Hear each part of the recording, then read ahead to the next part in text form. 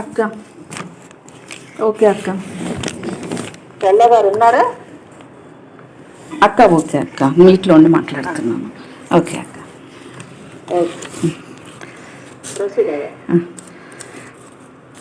అందరికీ మరొకసారి ప్రైస్తలాడు దేవుని నామంలో ప్రైస్తలాడు. చక్కటి పాట కూడా విన్నాం అంటే చక్కటి పాట, చక్కటి స్వరంతో పాడారు. ఇక మనం ఈ దినం మనం ఇర్మియా గ్రంథం 46వ అధ్యాయం వరకు వచ్చాం బైబిల్ స్టడీస్లో. నిజంగా గ్రూప్లో అక్కకి దేవుడిచ్చిన ఆలోచన, గ్లోరీ అక్కకి, చక్కగా బైబిల్ స్టడీస్ ద్వారా మనం ఎన్నో విషయాలు తెలుసుకుంటున్నాం, ఎన్నో విషయాలు నేర్చుకుంటున్నాం. ఇది ఆయన కృప, ఆయన మనకిచ్చిన ధన్యత. కాబట్టి ప్రభు మనల్ని ప్రేమించి మనకు ఇచ్చాడు ఈ సమయాన్ని. అనేకులకు లేని ధన్యత దేవుడు మనకు అనుగ్రహించినాడు. అందుని బట్టి మనం ప్రభుని స్తుతించాలి. నిజంగా ప్రభు ప్రేమను ప్రభు ప్రేమను అనుదినము మనము జ్ఞాపకం చేసుకోవాలి. అనుదినము అనుక్షణము ప్రతి నిమిషము మనము ఆయన ప్రేమను జ్ఞాపకం చేసుకున్న బద్దులం నిజంగా. ఎందుకంటే దేవుడు అంతగా మనల్ని ప్రేమించినాడు. ఆయన ప్రేమ వెలకట్టలేనిది. ఆయన ప్రేమను నేను కూడా ఒక్కసారి గుర్తు తెచ్చుకుంటూ ఒక చిన్న పల్లవి పాడి ప్రార్థన చేసుకుని వాటిని స్టార్ట్ చేసుకుందాం. యేసు ప్రభుని గాయములలో ఎంత ప్రేమ దాగినా అంటే యేసు ప్రభుని గాయములలో ఎంత ప్రేమ దాగినా ఇంతయా నీవు చింపనీలలో ఇంతయా పక్కకు వచ్చేస్తా అంటే ఓకే ఇది ఆంటీ రాసిన పాట, దీపాంటీ రాసింది. చాలా ఇష్టంగా నేర్చుకున్నాను నేను.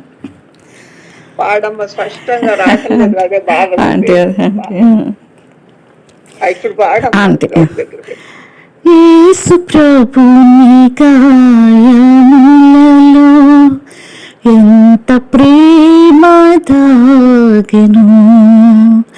యేసు ప్రభుని గాయములలో ఎంత ప్రేమ దాగెను. ఇంతయాని వాచింపనీలలో ఇంతయాని వాచింపనీలలో ఎవరికోను సాధ్యము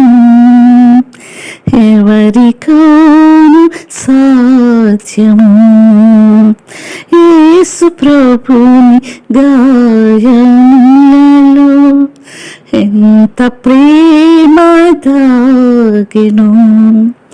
అవును ప్రభా, నీ ప్రేమ నైనా నీ గాయాల్లో కనిపిస్తుంది. కరుణామయ దయామయ స్తోత్రములు.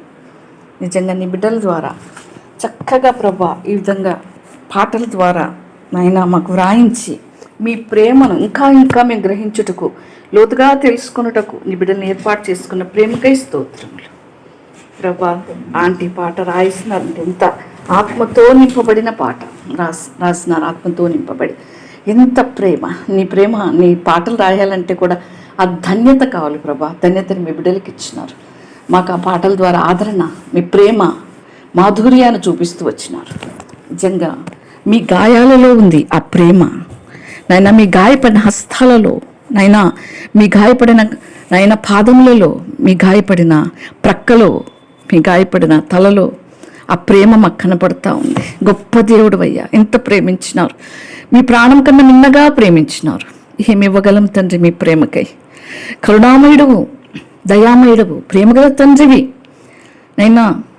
మీ యొక్క ప్రేమలో మాకు పాలుభాగం ఇచ్చినారు. మీ యొక్క విధేయతలో మాకు పాలుభాగం ఇచ్చినారు. మీ యొక్క నీతిలో మాకు కూడా పాలుభాగం ఇచ్చినారు. మీ పరిశుద్ధతలో మాకు ఇచ్చిన పాలుభాగం. దేవా మీకు స్తోత్రములు నాయన మీ విధేయతలో మాకు పాలిభాగం, మీ శ్రమలలో మాకు కూడా పాలిభాగం ఇచ్చినారు. మీ వలే జీవించాలని ఇష్టపడుతున్నారు, ఆశపడుతున్నారు. అందుకే స్తుతిస్తూ గొప్ప నామాన్ని కొనియాడుకుంటూ మీరు మా పట్ల కనిపించిన ఉన్నతమైన ప్రేమకి ఏమి ఇవ్వలేక ఘనపరిచి మహిమపరిచి ప్రభు వాక్యము బోధిస్తున్న నా నాలుగు పెదవులు తాకుము, బలపరచుము. క్షేమానికై ప్రభా వాక్యం చెప్పినట్లుగా బలపరచు. మీరే మాట్లాడాలి, వాక్యం మీది, వినివారు మీ బిడ్డలు.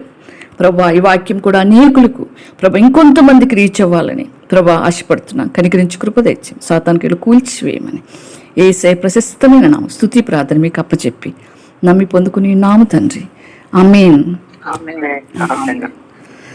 స్తోత్రం ప్రభా, మీ కొందనములు. ఈరోజు మనం అధ్యాయంలోకి వెళ్తున్నాం. పరిస్థితులు కూడా వింత వాతావరణాలు. దేవుడు అంటాడు కదా, ఆకాశంలో మార్పులు కూడా మీరు చూస్తారు అని. అవి కొన్ని సంవత్సరాల నుంచి మనం చూస్తూనే వస్తున్నాం. అంటే సడన్గా, అంటే ఋతువుల ప్రకారం ప్రభు మనకు వర్షాలు, ఋతువుల ప్రకారం మనకు పంటలు, ఋతువుల ప్రకారం మనకు సీజనల్ ఫ్రూట్స్ అని ఉంటాయి కదా, సీజన్ ప్రకారం. కానీ ఇప్పుడు అట్లా ఏం లేదు. అన్ సీజన్లో కూడా పండించి ఇంజెక్షన్స్ వేసి ఫ్రూట్స్కి అమ్మేస్తున్నారు. అసలు జామ పండు ఎట్లుంటుందంటే, మనం తెచ్చుకున్నాను నేను, ఇంత పెద్దవి. అవి ఎట్లాంటి తింటుంటే తెలిసిపోతుంది, బొరుగు బొరుగని ఇంజెక్ట్ చేస్తున్నారు. వాటి వల్ల మనకి ఏమైనా లాభమా అంటే ఉండదు. ఇంజెక్షన్ వేయని ఫ్రూటేతో ఇంజెక్షన్ వేసిన ఫ్రూటేతో మనకు తెలిసిపోతుంది కదా. కోళ్ళకు కదా ఇంజెక్షన్స్ వేసి పెంచినట్టుగా అన్నీ కూడా అంటే ఫాస్ట్గా అయిపోవాలి, తొందరగా. అంటే మనుషులు ఆతృతకు అలవాటు పడినాడు, తొందరగా అయిపోవాలి, అన్నీ ఇమ్మీడియట్గా జరిగిపోవాలి. ఆ దినాల్లో చక్కటి పంటలు పండించుకునేవాళ్ళు. అబ్రహాం దినాల నుంచి వాళ్ళే పండించుకొని తినేవాళ్ళు స్వచ్ఛంగా. ఎంత అంటే ఆహారం, అందుకే వాళ్ళకి అంతంత ఆయుష్ ఎందుకు తగ్గిపోతా వచ్చిందంటే, ఫస్ట్ పాపాన్ని బట్టి అయితే, సెకండ్ ఆహారాన్ని బట్టి. ఆహార పదార్థాలు అన్నిట్లో మందుల ఆహారం అయిపోయింది, మందుల ఫుడ్. అందుకే క్రమక్రమంగా పిల్లల్లో కూడా శక్తి ఒక్కొక్క తరం నుంచి కొంత అంటే యాక్టివ్నెస్, ఆరోగ్యరీత్యా అన్నీ కొంత తగ్గుతున్నాయి. ఎందుకంటే ఆహారం. ఎందుకు చాలామంది 100 మందిలో ఒకరికి క్యాన్సర్ వస్తుందని చెప్తున్నారు నిపుణులు. ఎందుకు అంటే ఆహారం అలాంటిది. అంటే కల్తీ ఆహారం, కల్తీ ప్రజలు. ఆహారంలో కల్తీ ఉంది, లోకంలో ప్రజల్లో కల్తీ ఉంది. అంటే ఒకరినొకరు చంపేసుకుంటా నమ్మించి మోసం చేస్తున్నారు. నిజంగా పిల్లల్ని నిన్న న్యూస్లో చూసుకున్నాం. ఆ కన్నతల్లో కాదో మనకు తెలీదు, మైండ్ ఆమెది ఎలా ఉందో మనకు తెలియదు, కానీ ఆ విధంగా ఆ బిడ్డని వండేసి ఫ్రై చేయటం. ఎంత భయంకరమైన దినాల్లో ఉన్నాం. అంటే మనిషిని ఎట్లా అంటే కోడిని కట్ చేసి వండుకొని తినేవాళ్ళు కదా, ఇప్పుడు మనుషులను అలా చేసేస్తున్నారు. మనిషిని చంపటం ఈజీ అయిపోయింది. మనిషిని మనిషిగా చూడట్లేదు. ఈ మనిషికి ఆ మనిషి ఒక కోళ్ళలాగానో కుక్కలాగానో ఏ జంతువులాగా కనిపిస్తున్నారు. క్రూయాలిటీ వచ్చేసింది ప్రజల్లోకి. ఇటువంటి దినాల్లో దేవుడు మనల్ని ఉంచినాడు. పరిస్థితులు అగమ్య గోచరంగా ఉన్నాయి. మనం ప్రభు వైపు చూస్తే తప్ప ముందుకు సాగలేని దినాలు. అమెరికాలో చూస్తే అంత అతలాకుతలమని నేను కొన్ని న్యూస్లో చెప్పుకున్నాను. బాంబు సైక్లోన్ అని 50 years తర్వాత, అంటే హిస్టరీలోనే అతిపెద్ద తుఫాన్ అని చెప్తా ఉన్నారు కదా న్యూస్లో. 6.5 కోట్ల మందిపై ఈ సైక్లోన్ ప్రభావం ఉంది. రికార్డు స్థాయిలో టెంపరేచర్స్ ఉన్నాయని చెప్తున్నారు. న్యూయార్క్, బోస్టన్లో అయితే అంటే ఏమంటారు, ఎమర్జెన్సీ ప్రకటించినారంట. న్యూయార్క్ అంటే గుర్తొచ్చింది. న్యూయార్క్లో ట్రంప్ గారు తన చిన్న వయసు నుంచి, ఆయన 4th son అంట వాళ్ళకి, ఆయన మైండ్ ఎట్లాంటిదంటే చాలా అంటే ఏమంటారు, చాలా యాక్టివ్ అంట. అంటే ఇంట్లో అందరికంటే యాక్టివ్ అంట. అంటే తుంటరి చేష్టాలు చేసేవాడంటే చిన్నప్పటి నుంచి.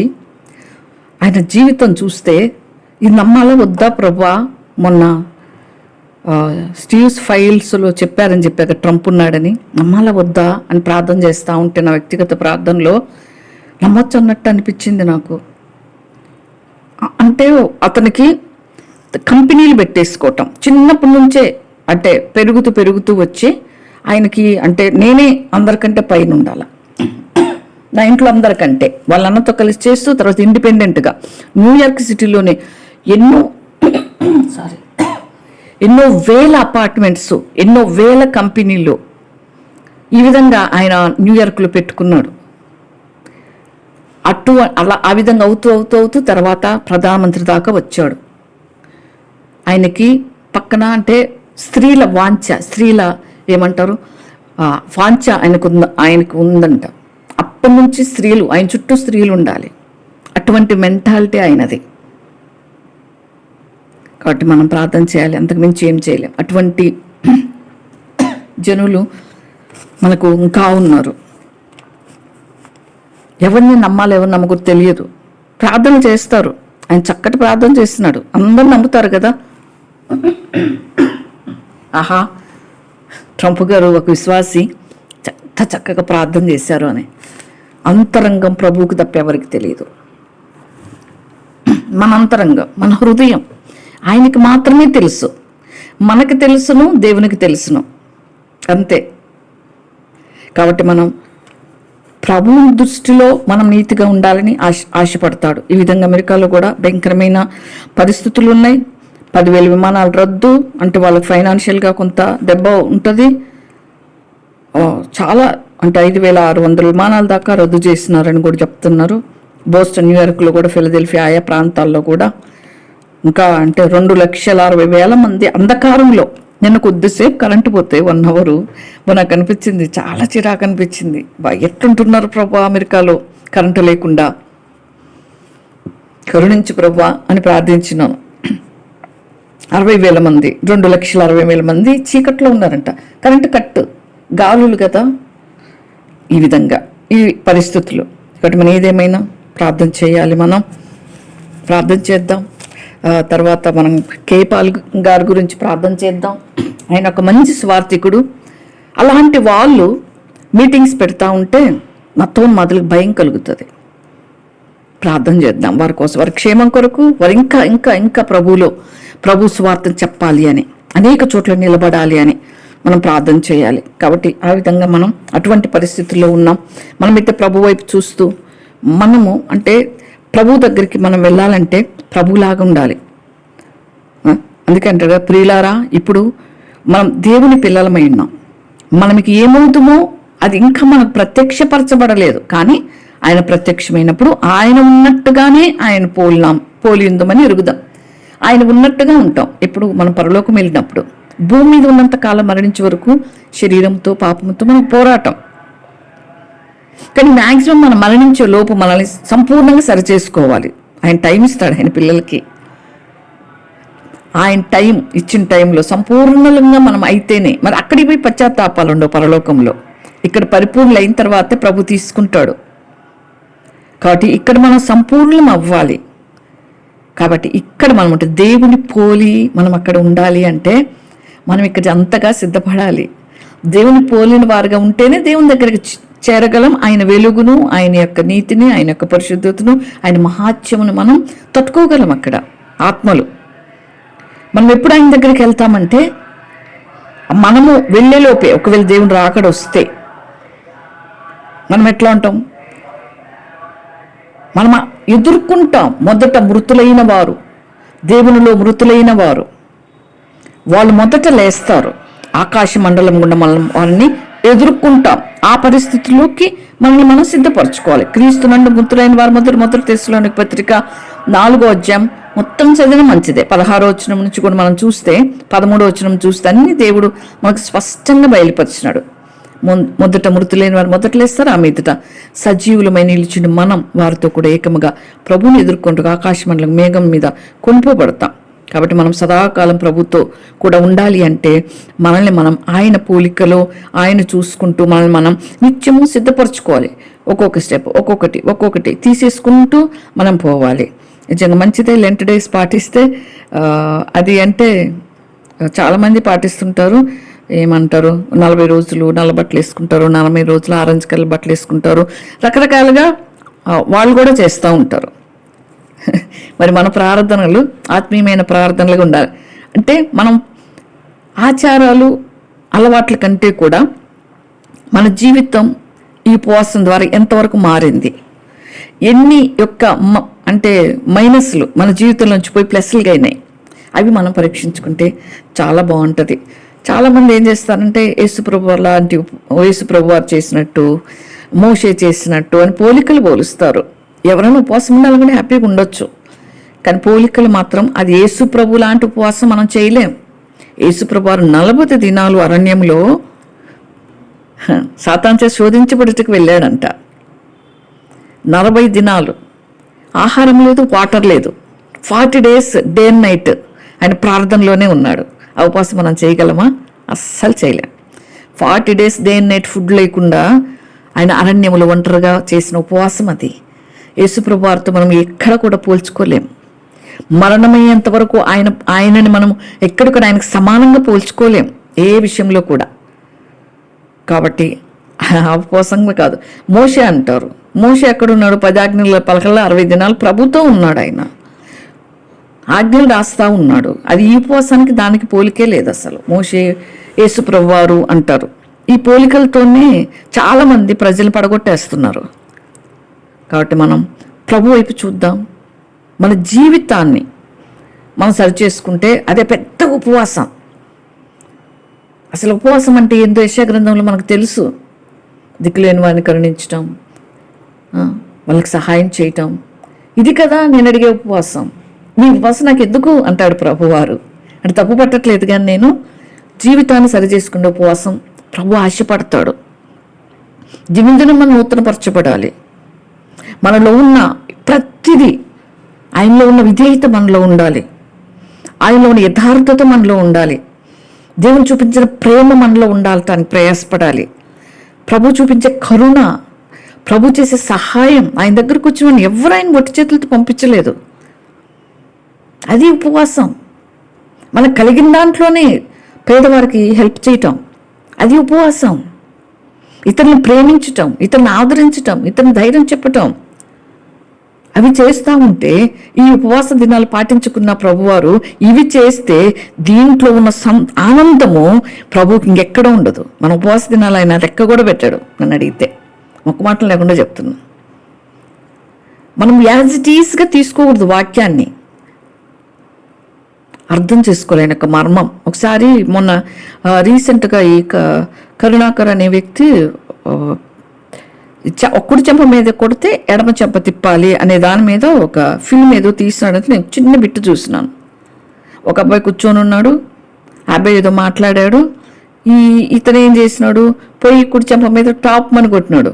కొడితే ఆయన ఎడం చెప్పు తిప్పాలి కదా, మీ బైబిల్లో ఉంది కదా, ఏది ఎడం చెప్పు తిప్పు అంటున్నాడు.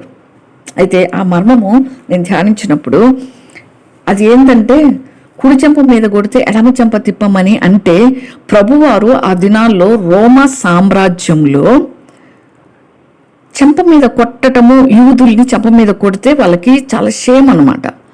అందుకు వాళ్ళు చెంప మీద కొట్టేవాళ్ళు, పగ తీర్చుకునేవాళ్ళు యూదుల మీద, ఎవరు రోమీయులు. అలాంటప్పుడు ప్రభువారు ఏం చెప్తాడంటే, వాళ్ళని కూర్చోబెట్టి శిష్యులకి ఏం చెప్తాడంటే, యూదులకి పిలిచి చెప్తాడంటే ఏం చెప్తాడంటే, నీ కుడి చెంప మీద కొట్టి ఎడమ చెంప తిప్పు అని. ఎందుకు చెప్పాడంటే, కుడి చెంప మీద ఇట్లా అంటే మన అరచేయి పోయి కుడి చెంప మీదకి ఇట్లా తగులుతుంది కదా, వెంటనే ఎడమ చేయి చూపిస్తే ఆటోమేటిక్గా బ్యాక్ సైడ్ ఈ పాము ఉంటుంది కదా, బ్యాక్ సైడ్ నుంచి ఎడమ చేతితో కొట్టేస్తాడు. ఆ యొక్క అంటే తొందరపాటులో అరచేతితో కొట్టొచ్చు, కానీ చెయ్యి వెనక తట్టు కొడితే రోమీయుడు అంట యూదుని కంటే తక్కువైపోతాడంట. బ్యాక్ సైడ్ ఉపయోగించొద్దంట చేతిని. అందుకు ప్రభు వాళ్ళకి ఆ విధంగా చెప్పినాడు, నేను కుడి చేతి కొడితే ఎడమ చేతి తిప్పు, అప్పుడు నీకంటే తక్కువైపోతాడు. ప్రభువు దేవుని బిడ్డల్ని ప్రేమిస్తూనే ఆయన ఎన్నో యొక్క విషయాల్ని శిష్యులకి ఆ దినాలు ఎన్నో బోధించడానికి. ఇంకా మనకు చాలా విషయాలు తెలియదు, అందుకే బైబిల్లో చాలా మర్మాలు మనకు తెలియదు. 1 మైలు పొమ్మంటే 2 మైళ్ళు పోండి అని దేవుడు ఎందుకు చెప్పాడంటే, ఆ దినాల్లో అంటే యూదులకి పనులు పాటలు కల్పించేవాళ్ళు కాదు రోమీలు. అందుకే ఎవరన్నా పిలిస్తే 1 మైలు రమ్మంటే 2 మైళ్ళు వెళ్తే వాళ్ళకి శాలరీ ఇస్తారు. నువ్వు 1 మైలు అడిగితే 2 మైళ్ళు వెళ్ళావనుకో డబల్ శాలరీ ఇస్తారు, వెళ్ళండి. వాళ్ళకి హెల్ప్ చేసినట్టుంటుంది. ఇటు ఆత్మీయ కోణంలో, ఇటు భౌతిక కోణంలో 2 విధాలుగా బోధించుకున్నాడు ప్రభువారు. అటువంటి విషయాలు ఉంటాయి. కాబట్టి ఈ దినాలు కొత్త నిబంధన కాలం మనం చేయాల్సింది మన హృదయాల్ని మనం సిద్ధపరచుకోవాలి. అది ఉపవాసంగా భావించాలి. అందుకంటే ఒక్కరోజు ఉపవాసానికి ప్రభు ఏమంటాడు, మనుషులు కనపడేటట్లు మీరు చేయకండి, గదిలోకి వెళ్ళండి, తలుపేసుకోండి, ప్రార్థన చేయండి. అది ఉపవాసం. ముఖమంతా ఏలేసుకొని 10 మందికి కనపడాలని నేను ఉపవాసం ఉన్నా, నేనేం తినలేదు, అది వద్దు, అలా చేయకండి అని చెప్పినాడు ప్రభువారు. మనం చేసే ఉపవాసం ప్రభువుకే తెలియాలి, మన జీవితం ప్రభువుకి తెలియాలి.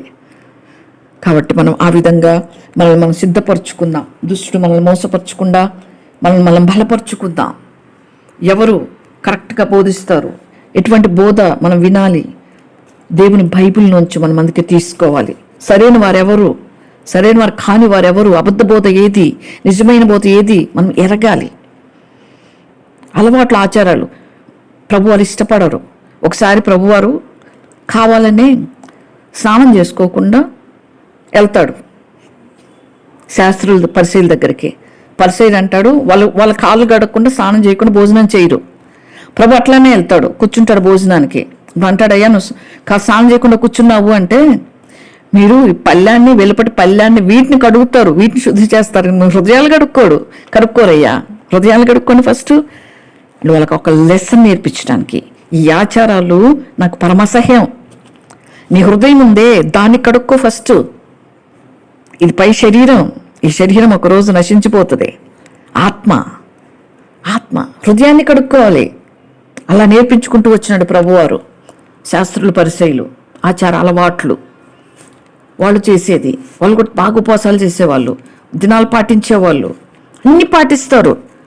శాస్త్రులు, పరిసయ్యులు చేసినంత అంటే ఏమంటారు, వాళ్ళు ఎన్ని పాటిస్తారంటే ఆచారాలు అన్ని పాటిస్తారు, అన్యుల కంటే ఎక్కువ పాటిస్తారు వాళ్ళు. కాబట్టి మనం ప్రభువులో మనం నిలిచి ఉండాలి. మన హృదయానికి ఉపవాసం ప్రకటించుకుందాం. మన జీవితాలు దినదినము మార్పు చెందినట్లుగా ప్రభు దగ్గర ప్రార్థన చేసుకుందాం. కాబట్టి మనం కూర్చొని ప్రభువుకు ఒక సమయం కేటాయించే సమయం అంతా మనం ప్రభువుతో ఏకాగ్రత కలిగి ప్రభుతోనే మాట్లాడితే అది కూడా ఉపవాసమే. మన హృదయాన్ని మార్చుకొని శరీరాన్ని బాధ పెట్టుకోమని ప్రభు అనడు. మన పిల్లలు 2 రోజులు భోజనం చేయకుంటే మనం ఏమంటాం, అదే నీ యొక్క ఉపవాసం పాడుగా, నువ్వు తినరా ఫస్ట్, నువ్వు తినమ్మా ఫస్ట్ అంటాం కదా. మరి తండ్రి, పరలోకపు తండ్రి మీ శరీరాన్ని నలగొట్టేసుకొని మీరు తినకుండా ఉండండి అని అన్నాడు. ఆయన కూడా బాధే మనం అట్లా ఉంటే. అందుకే అన్నాడు ప్రభువారు, అవసరాన్ని బట్టి మీరు ఉపవాసం ఉండి గదిలో ప్రార్థన చేసుకోండి. శిష్యులు చెప్తారు కదా, ఎందుకయ్యా మేము దయ్యాన్ని వెళ్ళగొట్టలేకపోయినామంటే ఇది ఉపవాస ప్రార్థన వల్ల అవుతుంది. కొన్ని విషయాలకు ఉపవాస ప్రార్థన అవసరం. ఆ విషయాల్లో మాత్రమే ప్రభు చెప్పినాడు ఉపవాసం ఉండమని. 40 దినాలు ఉపవాసం ఉండమని ఎక్కడ బైబిల్లో లేదు. కాబట్టి ఏదేమైనా ప్రభు కొరకే మనం జీవిద్దాం. కాబట్టి చాలామంది ఇవి జరుగుతున్న పరిస్థితులు కూడా కొన్ని యొక్క కంట్రీస్ అన్నీ ఏకమైనవి అని చెప్తా ఉన్నారు. America, Israel, Saudi Arabia, Egypt, UAE, Indonesia, ఖతారు, ఇంకా కొన్ని దేశాలు అన్ని ఏకమై శాంతి ఒప్పందానికి సంతకం చేసినాయని చెప్తున్నారు. మనకు సైన్ ఏంటంటే అన్ని దేశాలు ఒకటయ్యి ఒకే ప్రభుత్వం వస్తుంది అన్న టైంలో ప్రభువారు వచ్చేస్తారు. అది కానీ ఇంకా యుద్ధాలు అయితే జరుగుతూనే ఉన్నాయి. దేవుడు ముందు చెప్పినాడు. ముందు ఏం జరుగుతాయంటే యుద్ధాలు, అక్కడక్కడ భూకంపాలు, కరువులు, ఇవన్నీ జరిగిన తర్వాత ఈ వేదనలకు ఆరంభం అన్నారు ప్రభువారు. ఇప్పుడు అమెరికా వాళ్ళు ఇరాన్ మీద యుద్ధం చేస్తున్నారు. కాబట్టి ఏదేమైనా మనం ప్రార్థన చేద్దాం. దేవుడైతే సమాధాన శాంతినే కోరతారు, ఒకరికొకరు చంపుకోమని ప్రభు అయితే చెప్పడు. కానీ కొంతమంది ఉంటారు కదా, ఇప్పుడు ట్రంప్ జీవితం మనం చూసుకున్నాం. అటువంటి వాళ్ళు క్రూయాలిటీగా ఉన్నవాళ్ళు యుద్ధాలు అవి ఇవి అని చేస్తూనే ఉంటారు. అవి మనకు సూచనలుగా ప్రభువారు పెట్టినారు. యుద్ధం చేసుకొని ప్రభు చెప్పరు, కానీ వాళ్ళ మనస్తత్వం అది. కాబట్టి ఒకరంటే ఒక దేశం అంటే ఒక దేశానికి పడదు. కాబట్టి వాళ్ళు ఎలా అయినా యుద్ధాలు చేసుకుంటారు. కాబట్టి అంత్యకాలంలో జరిగే విషయాల్లో యుద్ధాలను ఒక భాగంగా దేవుడు ప్రభువారు చెప్పినారు మనకి. కాబట్టి అన్ని విషయాల్లో ప్రభు కొరకే మనల్ని మనం సిద్ధపరచుకుందాం. చాలా మంది అంటే ఎందరెందరో చెప్తా ఉంటారు, అంటే భూమి అంతమైపోద్ది, అప్పుడు అంతమైపోద్ది, ఇప్పుడు అంతమైపోద్ది అని అంచనాలు వేస్తుంటారు. మనం ప్రభు వేసే అంచనాల్లో మనం స్థిరంగా నిలబడి ఉందాం. దేవుడు మనకు కరెక్ట్ అంచనాలు చెప్తాడు ప్రభువారు. అందుకే దానియేలు గ్రంథాన్ని, తెస్సలోనికయ పత్రికని వీటిని మనం చదువుదాం. కాబట్టి వీటన్ని విషయాల్లో మనం జాగ్రత్త కలిగి ఉందాం. ఎందుకంటే హెబ్రీ పత్రిక 9:23 ఉంది కదా, పరలోక సంబంధమైన వీటికంటే శ్రేష్టమైన బలులు శుద్ధి చేయబడవలసింది. ప్రభువారు శిలువలో మరణించి తిరిగి లేచిన తర్వాత ఇప్పుడున్న పద్ధతులే వేరు. ప్రభు రక్తంతో కడగబడిన వారము మనం పరలోకంలో కదా. ఆ దినాల్లో అంటే భక్తులకి లేని భాగ్యం మనకి ఇచ్చినాడు ప్రభువారు.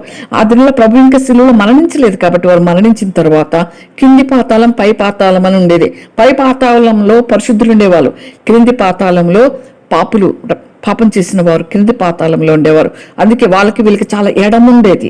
అందుకే కదా అంటాడు ధనవంతుడు, అయ్యా లాజర్ను పంపి అంటే మధ్యలో అగాధం ఉంది అంటాడు. తర్వాత ప్రభువాసుల్లో మరణించి తిరిగి లేచిన తర్వాత వీళ్ళని చెరగా పట్టుకొని పోతామంటే అదే కింద ఉన్న పాతాళంలో ఉన్న పరిశుద్ధులందరినీ కూడా శిలువ మరణం తర్వాత ప్రభు ఆరోహణం అయిపోతూ శిలువలో దొంగకు చెప్తారు కదా, నీవు నాతో కూడా పరదైసుకు తీసుకువెళ్ళాడు. ఇప్పుడు పరలోకంలో ఎవరు ఉండరు పరిశుద్ధులు, అందరూ పరదైసులో ఉన్నారు. ప్రభు రాకడలో మొట్టమొదట ప్రభు నందు నిద్రించిన వారు లేస్తే వాళ్ళతో కూడా మనం వెళ్తాము. ఆ తర్వాత పరదైసులో ఉన్న పరిశుద్ధులు అందరూ కలిసి పరలోకం అప్పుడు చేరతాం. పరలోకము ఒక ఊహ అంతే. ఇప్పుడు చూపించేవన్నీ పరలోకం తెలుసుకుంటే మన జీవితం సరిపోదు. ఆ పరలోక భాగ్యం వర్ణించలేనిది, అది మహా అతీతమైనది, మన ఊహకందనిది, మనం ఊహించి చెప్పలేం దాన్ని. అంతగా మన పరలోకాన్ని వర్ణించుకోవచ్చు. కాబట్టి 2032 ఏమో జరుగుతుంది అని ఎన్నెన్నో చెప్తా ఉన్నారు. అంటే న్యూటన్ ప్రకారము ఈ విధంగా అని అంచనా వేస్తాను, న్యూటన్ ఈ విధంగా అంచనా వేశాడు అని ఇది ఎన్నో చెప్తా ఉన్నారు. ఏదేమైనా మనం ప్రార్థన చేద్దాం. అంటే యుగాంతము అప్పుడులో 2012లో యుగాంతం అన్నది జరగలేదని, భూమి కంటే ఇవన్నీ గ్రహశాఖలు ఉందన్న అంటే గ్రహశాఖల ముందన్న ఆశ చెప్పింది. ఇప్పుడు 2060లో భూమి అంతమవుతుందని చెప్తా ఉన్నారు. న్యూటన్ అంచనా ఏంటంటే 2060లో భూమికి ఇంకా భూమి చరిత్ర మార్చబడుతుందని, అంటే చరిత్రకారులు అంచనా వేస్తున్నారు. అంటే పుస్తకంలో అంట దాంట్లో రాసినారంట, డానియల్ అండ్ రెవల్యూషన్ పుస్తకంలో 1260, 1290, 2300 ఈ రోజులు లెక్క బట్టి వాళ్ళ లెక్క నిర్ణయించినారంట. క్రీస్తు శకము 800లోనే. కాబట్టి ఈ అంచనాలు వద్దు మనకి. పరలోకపు దేవుని పుస్తకం మనకి ఇచ్చినాడు. మనం సిద్ధపడటం మన పని. ప్రభు రాకడ నన్ను అడిగితే ప్రభు రాకడ గురించి కూడా మనం ఆలోచించాల్సిన అవసరం లేదు, కానీ తెలుసుకోవాలి. ఎందుకంటే తెలుసుకుని జాగరూకులు మెలకుగలిగి ప్రార్థన చేసుకోవాలి. మనం సిద్ధపడుతూ ఉండాలి. ఆయన ఇప్పుడు వస్తేప్పుడు మనం తీసుకొని పోతాడు. మనం నిర్భయంగా ఉండాలి. ఎందుకంటే ప్రభు కొరకు మనం ఎప్పుడు ఎవరు రెడీగా ఉంటే మనకు భయం ఎందుకు? కాబట్టి మనం ఆవిటువంటి సిద్ధపాటు. కాబట్టి ఈరోజు మనం చూస్తే కూడా మనం దేవుని 46వ అధ్యాయంలో మనం చూస్తే ఈ 44 నుంచే నిన్న 45 నాటి చెప్పినారు బారూకు గురించి చక్కటి విషయాలు. ఏ విధంగా మళ్ళీ తిరిగి అంటే వెనకకు వెళ్ళకూడదు అని, ఒక్కసారి ప్రభు కొరకై పిలువబడిన తర్వాత, ఒక్కసారి ప్రభు పరిచర్య కొరకై మనల్ని అప్పచెప్పుకున్న తర్వాత ఎవరమైనా మనం తిరిగి వెనక అంటే ప్రభుకి అంటే ఇష్టం లేని విధంగా మనము ఏది కూడా హెచ్చు వాటి వల్ల మనసు పెట్టొద్దన్నాడు ప్రభువారు. నిజమో, అది కరెక్ట్. నిన్న ఆంటీ కూడా చెప్పినారు. ఆ విధంగా మనం మనసు పెట్టు. ఈరోజు 46వ అధ్యాయం చూస్తే